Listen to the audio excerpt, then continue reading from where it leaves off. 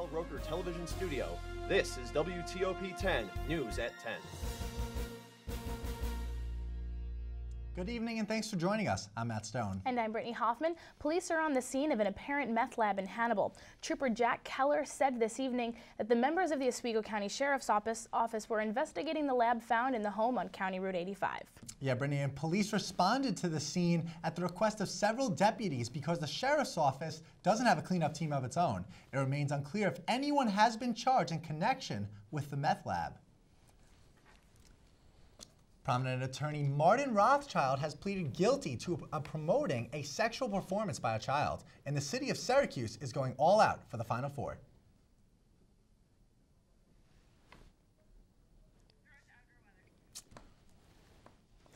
We're going to take a look at the weather with Peter Speck.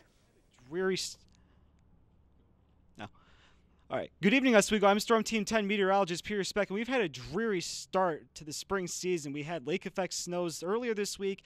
Definitely not what you wanted to start off the spring. But good news is the past couple of days we've rebounded. Nice sunny skies and clear conditions across the area. We actually reached 54 degrees today. The question is, though, will that continue? We'll find out later in the forecast. But let's take a look at your current conditions right now. It's 42 degrees outside. We're mostly clear sky-wise. Winds are light and variable across the area, though. Last reported wind direction was from the southeast. Let's move on to your radar image right now. It's pretty quiet across central New York. Not much to speak about precipitation-wise, minus some showers that are over southern Pennsylvania, which are associated with a low-level pressure that will stay pretty far south to the area. But I am watching some precipitation that is over eastern Michigan at this hour as it moves southeast. It looks like it'll be in the area for tomorrow. Speaking of tomorrow, let's take a look at your day planner. We'll start off at 32 degrees at 8 o'clock with a slight chance of a snow shower across the area, but we'll be clearing up by noon with the temperature of around 38. We'll top off around 40 degrees tomorrow as your high. I'll have your forecast coming up in just about 10 minutes. Send it back inside. Thanks for that, Peter. Now going back to attorney Martin Rothschild, he could face up to 7 years in prison and will be sentenced to at least 3 years in jail. The well-known attorney will need to register as a sex offender once he is released from prison. According to the district attorney's office, Rothschild had a program on his computer that made it difficult for them to access the files containing child pornography. He is scheduled to be sentenced on June 20th.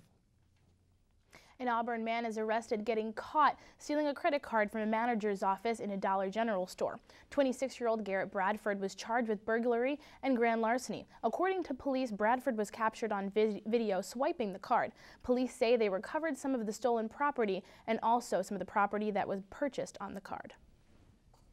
Central New York is turning orange. The Syracuse men's basketball team is just 2 victories away from their first national championship in 10 years. Onondaga County Executive Joni Mahoney announced Thursday that Columbus Circle, the courthouse, War Memorial, Everson Museum, and the former Carnegie Library will be lit up in support of the Orange as they head into their tussle with Michigan Saturday night. The Empire State Building will also pay homage to the Final Four by shining its tower lights beginning at sunset with the colors of the other Final Four teams, Louisville, Wichita State, Michigan, and of course, the Syracuse Orange. Syracuse basketball fans who are unable to take the trip down to Atlanta this weekend for the Final Four game might be in luck. Orange fans will have the opportunity to watch the game against Michigan on the big screen at Destiny USA Saturday night. According to mall officials, Syracuse Fun Flicks will bring a 21-foot-high inflatable screen to the mall's canyon area for the game activities. The game activities surrounding the event will begin at 5:30 p.m. Tip-off is set for 8:49 p.m. This weekend is the second annual Oz Fights Hunger competition. Alicia Daddario has more on Oswego's version of the Hunger Games. The second annual Hunger Games is set to take place on Sunday at 3 p.m. right here in the Campus Center Arena. Now, the event is based on the popular books and the movie, and it requires each resident hall to elect 2 tributes, a male and a female, to participate. Now, our very own Blaze Hill will represent Riggs Hall, and Gabby Prusak will represent Johnson Hall. Now, Gabby, what are you looking forward to the most? Winning and the free t-shirt. Of course, the winning. Now, what is your strategy to be the last woman standing? You know, I don't want to give it away because in case my enemies are watching right now. Okay, fair enough. So I guess we'll have to wait and see to see how Gabby plans her game. Now, if you can't watch it live, you can tune into WTOP 10 and we will have full coverage for you. Jared Lum and Joe Noel will have the call, and they would be joined by John Mangello and Chris Lewin, who will be right on the campus center floor giving you full updates. Now, for more information, you can follow the Hunger Games Twitter account, which is @OzFightsHunger. So for all the tributes, including Gabby on Sunday, may the odds be ever in your favor. Reporting live for WTOP 10, I'm Alicia D'Addario. Now back to you guys. Thanks for that, Alicia. A supervisor at the 9 Mile Point Unit 1 nuclear power plant has lost unrestricted access to the facility after failing a random alcohol test. The employee, whose name was not identified by the plant owner, has been referred to a counseling program.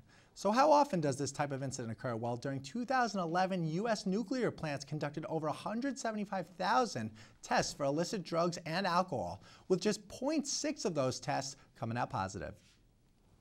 Surveillance images and descriptions were released of the person suspected of robbing a woman outside a convenience store in the city of Oswego on Wednesday.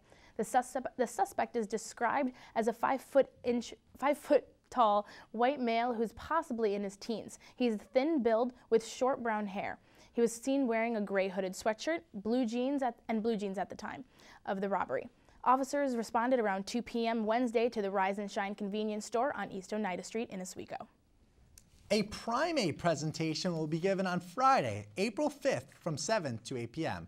The presentation will be held in the Campus Center Arena and Convention Hall inside of the Campus Center. Owner of the Primate Sanctuary in Niagara Falls, Carmen Presti, will give the presentation with the help of multiple primates.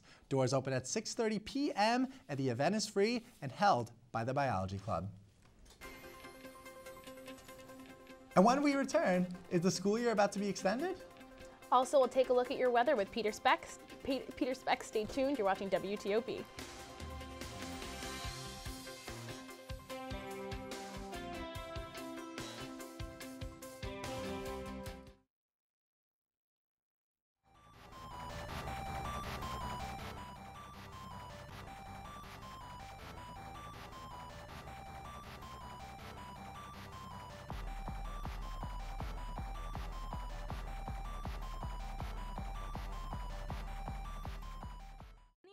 MBA program helping you achieve your goals with a customized curriculum developed with flexibility in mind.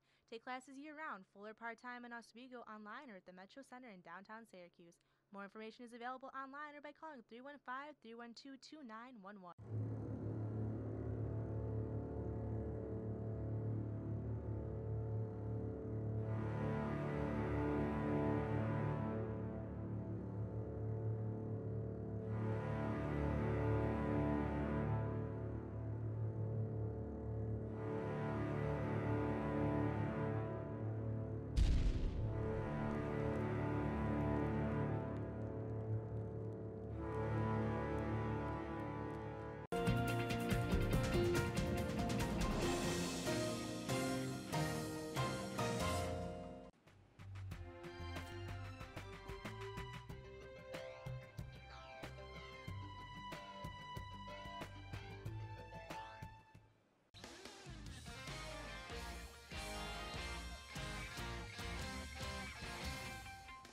Welcome back to WTOP 10 News at 10. We're joined by meteorologist Peter Speck. And Peter, probably the nicest day of 2013 today in Oswego. It was really nice, definitely. We actually got to 54 degrees at around 5 o'clock this afternoon. We started off a little cold this morning, but we rebounded nicely. I was definitely excited to walk outside and see the sun shining, everything. I took a couple of pictures of the lake now that I can actually walk down to the lake without freezing. It looks gorgeous, doesn't it? Yeah. So I know what's going on with the weather next couple of days. I know you want to show us what to expect in the coming weeks. Yeah, well, definitely next couple of days should look gorgeous. Next week gets a little complicated. Actually, let's take a look at your forecast starting right now. We'll go back to your current conditions outside. It's 42 degrees outside. Winds are southeast at around 4 miles per hour, but they've been light and variable throughout the evening hours. So definitely look for calm winds tonight as the evening goes on. Let's take a look at your radar. Across the area, not much going on across central New York. There are some showers that are over southern Pennsylvania, West Virginia area. Those are associated with a low pressure that's pretty far to our south and will stay far to our south. However, what I am watching are these showers that are up here, eastern Michigan and Ontario area. They are pressing southeast and look to move into our area by tomorrow morning. Let's take a look at your current temperatures across the Empire State. Warm spot 49 degrees in Albany, Glens Falls 42, 41 in Plattsburgh. You're the coldest at Watertown, 35 degrees. Syracuse, you are at 48. So what exactly is going on across the area? Well, like I mentioned before, we have a nice low pressure far to the south, which is moving towards the northeast. That'll stay out of the area, thank goodness. But we have a cold front coming through the area tomorrow morning, which will usher in some nice colder air for the area for tomorrow and for Saturday. But by Saturday, high pressure will move towards the east from the west, which will allow winds to turn to the south, which will build in some nice milder air come Sunday. However, what we are watching next week is the possibility of a frontal boundary setting up across much of the area. Now the question is, where is this frontal boundary going to set up? Because this is going to be a big determination of what temperatures we see for next week. If it settles to the south, we're going to see pretty cold temperatures, upper 40s to mid 50s. But if the frontal boundary sets up further north, we could see highs possibly into the 70s by next week. So let's look at your futurecast for 8 o'clock tomorrow. So a couple scattered snow showers across the area.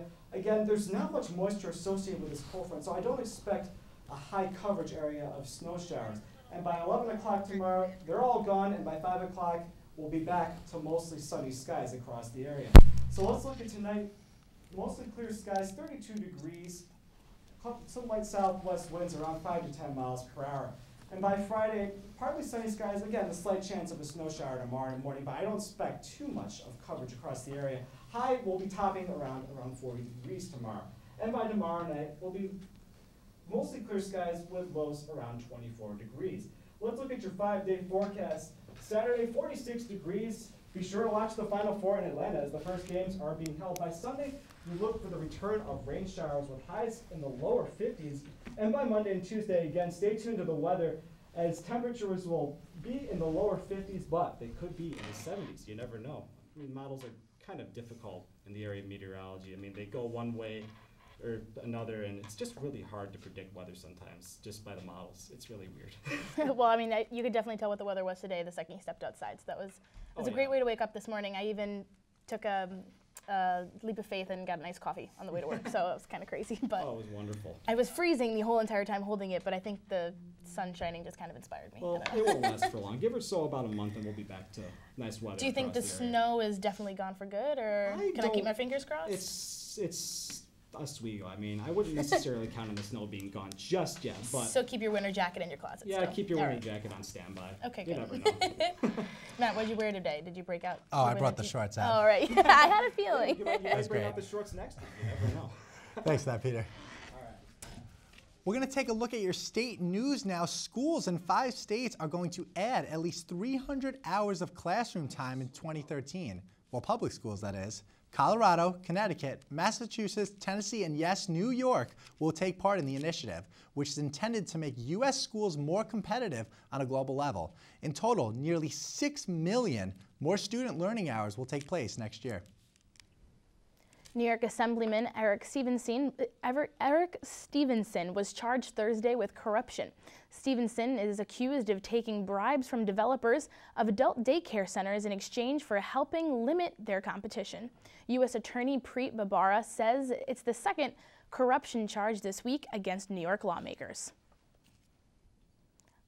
On Tuesday, State Senator Malcolm Smith was one of the 6 people arrested in the bribery scheme. Sitting member of our state legislature. And based on what is alleged in this latest complaint, it becomes more and more difficult to avoid the sad conclusion that political corruption in New York is indeed rampant, and that a show me the money culture in Albany is alive and well. On Tuesday, State Senator Malcolm Smith was one of the 6 people arrested in the bribery scheme. Smith, a Democrat, accused of offering bribes to let him run as a Republican for mayor of New York City. A 62-year-old woman's body has been discovered in a car after it was towed from a crash. Her car was taken to the yard Friday after a trooper discovered in a ditch in Johnson County, North Carolina. In his report, the trooper noted that nobody was in the vehicle, but that report has since been called into question, and authorities say they are working to get to the bottom of the case. A man convicted of murdering 3 men who answered a Craigslist ad to work in Ohio cattle farm was sentenced to death this morning. A judge in Summit County accepted a jury's recommendation that Richard James Beasley could die for these crimes.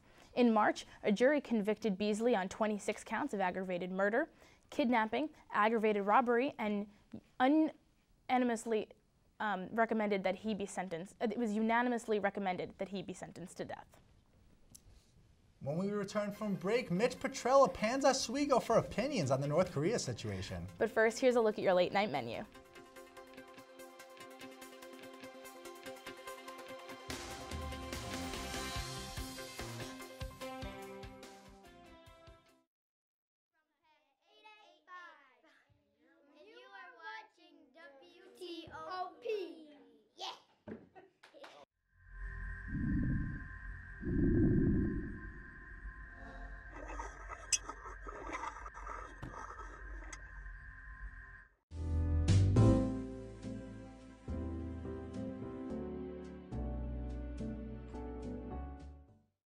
Oswego MBA program helping you achieve your goals with a customized curriculum developed with flexibility in mind. Take classes year-round, full or part-time in Oswego online or at the Metro Center in downtown Syracuse. More information is available online or by calling 315-312-2911.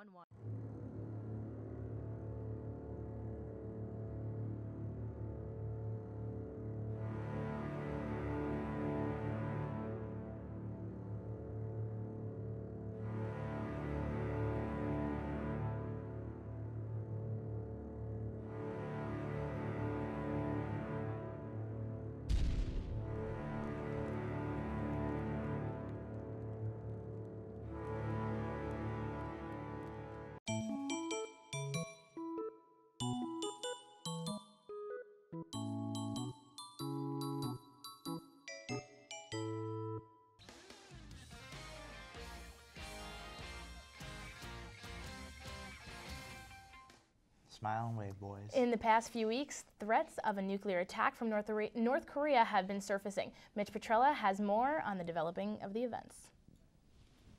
North Korea has made some serious military moves in the past 72 hours, and the U.S. has responded accordingly. But what do people think about the situation? What is your opinion on the situation in North Korea right now? I think it's pretty crazy how North Korea can threaten to nuke other countries and not expect anything to happen to them. I think that the more they talk, the more they hurt themselves. I don't think they're actually going to do anything. Take on the situation in North Korea. I feel it is a serious threat, but at the same time, the technology North Korea has now is not really anything. It's more of a joke because I've seen videos of their tests for their weapons, and they're basically nothing compared to ours. We have some of the best weapons out there, too. A scale of 1 to 10, 10 being top priority, how should the U.S. government handle this? I would say maybe around a 6 to a 7 because there are other countries out there. South Korea is doing a great job in keeping an eye out on North Korea because they're right next to them. And also there's the United Nations, so if we ever need help from either NATO or the United Nations, they would handle the situation very well. Of 1 to 10, 10 being top priority, how should the U.S. government deal with the North Korea issue? I would put it around a 7. I mean, it is a serious situation, and they're making some really serious threats. But at the same time, North Korea has been known to make some crazy threats like that. So I think as long as the world powers keep them in check, it shouldn't be too much of a problem. They just have to keep an eye on them. Ready? If you were President Obama, what would you do today? If I was President Obama, I would keep on top of it. It's a very serious situation, and I know it's a threat that's very real, as I previously mentioned. So as long as he stays on top of it, I think everything will be okay. If you were President Obama, what would you do? If I were President Obama, I'd go over to North Korea and try and talk to Kim Jong-un peacefully. No one wants a nuclear war, and no one wants millions of people to die. So I think a peaceful resolution would be the best choice in this case. Nobody knows what will happen next, but until a major move is made, the world will have to wait. For WTOP 10, I'm Mitchell Petrella. Mitch, obviously a very serious situation, but it was interesting for me to hear the opinions of all the students on campus. Yeah, they're all kind of, I don't know, they're assuming something might happen, so we'll never know. Well, thank you very much, Matt. I mean, Mitch, I just called you Matt. That's Matt. Anyway, I'm sorry. The deal with North Korea is definitely something that I think that we need to be paying attention to. Yeah, we should be aware of it, but we'll have to wait. Yeah. Thanks, then, Mitch. Film critic Roger Ebert has lost his long battle with cancer today. He was a pioneer in his field and beloved so many cinema fans. All of the day's entertainment headlines are here with Hollywood Minute.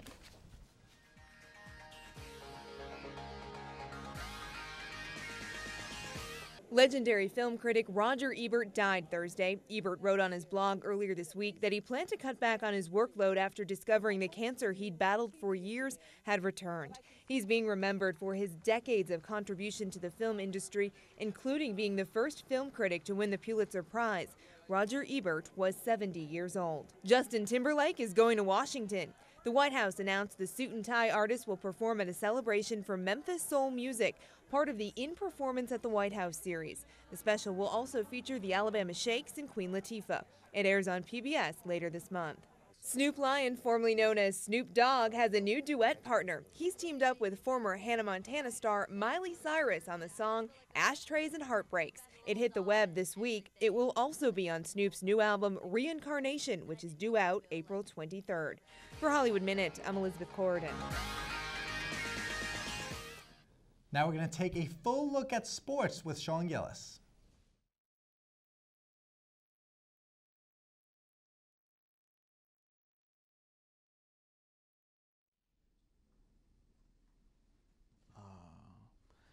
The Oswego women's lacrosse team had an impressive 13-12 overtime victory over the Geneseo Knights today. The women were led by Oran Shattuck, Mackenzie Jerstad, and Danielle Citro, who each had 3 goals for the Lakers. Jerstad scored the winning goal in overtime, giving the junior her 12th goal of the season. The team now has a 4-4 overall record and a 1-1 record in SUNYACs and will play the Cortland Dragons on Saturday at 1 p.m. Now, another Oswego team who had an impressive victory today was the men's baseball team. The men's team was able to score 2 runs in the 11th inning and hold off the Cortland Dragons, giving the Dragons their first loss of the season. Cortland was ranked #1 nationally for Division III, and with the win, Oswego gave Cortland their first loss since April 24, 2011. Senior Adam Bishop led the Lakers with a solid outing, leaving the Dragons scoreless through 8 innings. Even with Cortland scoring 1 run in the 11th inning, the Lakers were able to hold them off and ended the game on a double play. The Lakers will travel to New Paltz next weekend to play a series with the Hawks, with the first game beginning Friday at 3 p.m. The Final Four is upon us. Louisville, Wichita State, Syracuse, and Michigan all arrived in Atlanta to get ready for their Saturday showdowns to see who will play for this year's national championship. Making the Final Four is impressive on its own, but these teams are looking to win it all. The #1 seeded Louisville Cardinals, coming off an emotional victory against Duke, look to end Wichita State's dream run in their game, which is expected for a 6 o'clock tip-off on Saturday night. The other Final Four game includes 2 #4 seeds. The Michigan Wolverines will face off against the Syracuse Orange, with tip-off expected around 8:50 p.m. The championship game will be played on Monday night in Atlanta, where one of these 4 teams' dreams will come true. Today, college basketball's AP Player and Coach of the Year were announced earlier, with Michigan sophomore Trey Burke winning Player of the Year and Miami Hurricanes coach Jim Larrañaga taking home honor of Coach of the Year. Burke is currently averaging 15.5 points and 7.8 assists a game and is leading his team in the Final Four. Jim Larrañaga definitely deserved Coach of the Year as he turned his Miami Hurricanes into one of the best teams in the country. Miami finished the season at 29-7, going 15-3 in ACC play. The Hurricanes finished with 5 more wins than they have ever had before in a single season. Now that's it for sports. Now back over to the news desk. Thank you for that, Sean. We will be back in just 90 seconds. But first, let's take a look at your community calendar.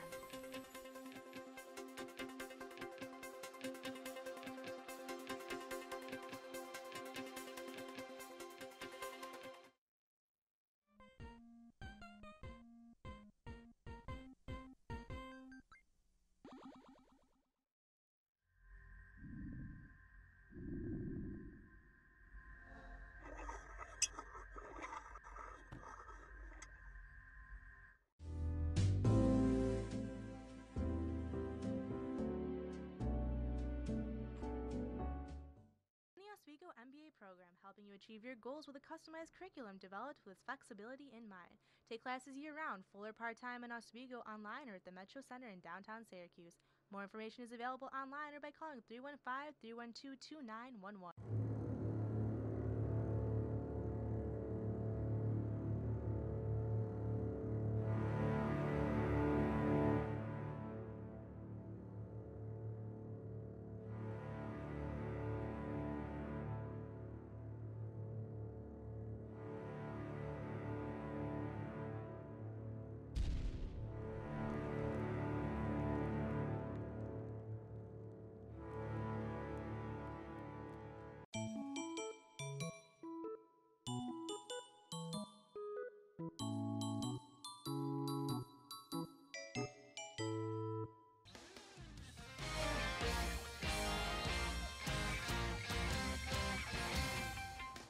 Welcome back to 10 News at 10. Two blasts from the film Past hit theaters this weekend, one in remake form and the other in 3D.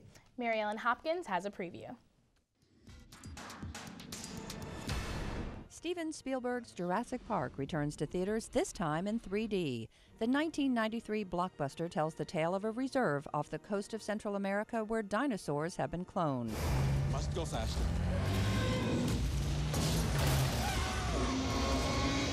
The star-studded cast includes Sam Neill, Laura Dern, and Jeff Goldblum. Jurassic Park 3D is rated PG-13. And following the theme of what's old is new again, a cult classic gets the remake treatment for a new generation. In Evil Dead, a group of friends visit a remote cabin, and like most horror flicks, nothing good becomes of it. You're all going to die tonight. Dormant demons are conjured up, with the friends forced to fight for survival. It's a retelling of the 1981 version which starred B-movie star Bruce Campbell. Evil Dead is rated R. For Now Showing, I'm Mary Ellen Hopkins. Beyonce's new Pepsi commercial has some shaking their heads. The former Destiny Child star new commercial has her just standing there motionless. Many expected her to come out with a new song. The commercial is called Grown Woman and features production from Timbaland. It will be released on April 8th. In an effort to find out what the ancient version of hell looked like, archaeologists may have unearthed the gateway to Hades. According to an Italian news agency, a team of archaeologists is working in the ancient Phrygian city of Hierapolis in southwestern Turkey. They claim to have located the plutonium. The site is also known as Pluto's Gate, an ancient pilgrim site considered the entryway to the underworld. A small cave near the Temple of Apollo, the plutonium grew in the association with death from deadly gases it emitted. Now you would think that maybe a governor or even a president had the authority to shut down a school. Well, Justin Bieber is apparently exuding some power in Norway. 5 different Norwegian schools have rescheduled their midterms so they do not conflict with the pop star's oncoming Believe tour. Did you know it's National Hug a News Anchor Day? This campaign began back in 2009 with Fox and Friends, and then Fox anchors set up a street-side hugging booth in New York City. And a trend took off from there. The News Channel 9 Chris Brandolino tweeted about National Hug and Anchor Day this morning, and people have been hugging us all night. And before we say goodbye, here's one final look at your forecast with meteorologist Peter Speck. All right, guys, well, let's just take a quick look at your class cast right now. We'll start off around 32 degrees tomorrow morning, but we'll gradually be warming up tomorrow into the upper 30s, 38 degrees by 1:50 and 3 o'clock. We'll top off around 40 degrees tomorrow with nice sunny skies. Just a chance of a shower tomorrow morning, though I wouldn't count on too much of a coverage area just because of the lack of moisture with this cold front. So look for a good day tomorrow and look for a good Saturday. Well, if it's half as good as today was, I'm sure I'll be thrilled. That is going to do it for us here at the entire WTOP 10 News team. I'm Matt Stone. And I'm Brittany Hoffman. Stay tuned for the rundown with Chris Leland.